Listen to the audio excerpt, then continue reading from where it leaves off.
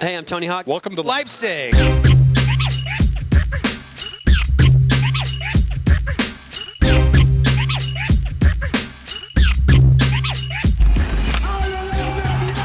watching Gamereactor TV.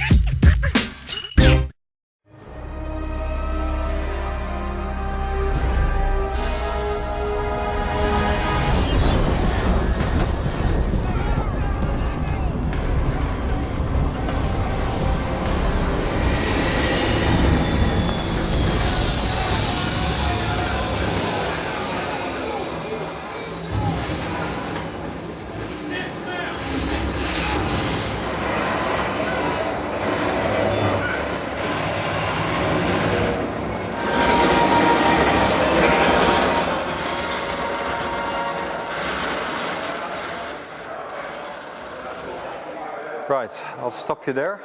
A bit of backstory to what you've just seen. Killzone 2 takes place on Helghan, which is the homeworld of the Helghast, where the original game took place, as well as Liberation, was on Vecta. That was the ISA homeworld. We're now taking the fight to Helghan. You're part of a large-scale invasion of the Helghan homeworld, and the objective really is to stop the Helghast war machine. As the player, you're part of a special forces unit that's called the Legion. Can you start? The player character is somebody new. The player is called Sev.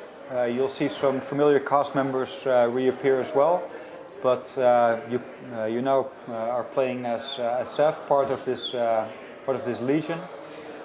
In this level specifically, there's a convoy heading to the Helghast palace where Visari is residing, and that convoy is stalled. That square where you saw us land, that's where a lot of firepower, a lot of resistance is from the Helghast.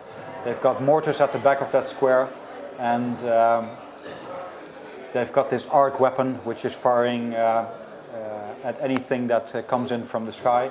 And that's these intruders. You can see in the background, those were the big cruisers that are overhanging the planet, and that's basically where you're dropped from. This is the band of legionnaires. On the other craft, you see some of the Navy guys. Whenever things get tricky, they call in the Legion. So in this case, because the convoy is stalled, they're asking for help from the Legion. You're being sent in, and basically you're asked to flank, not go head on, but flank the enemy and take down this arc weapon and take down the mortars. So that's just a bit of backstory. I can speed this up,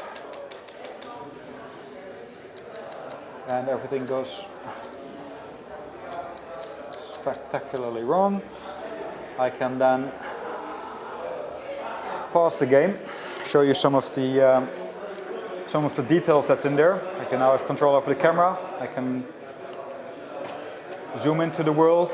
It's all there. It's all rendered in 3D. It's not a background image or anything.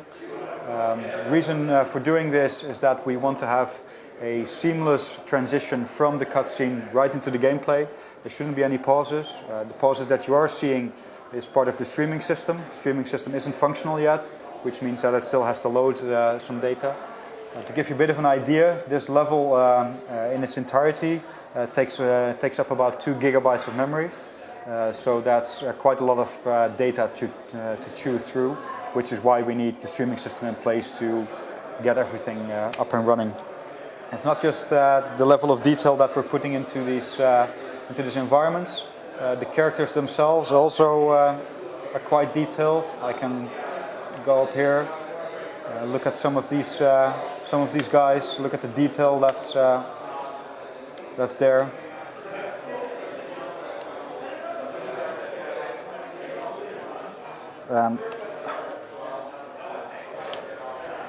Unpause it and quickly speed it up.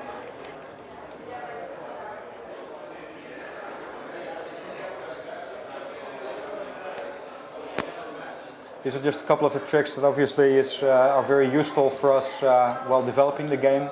that we can jump through things. We can slow down time as well.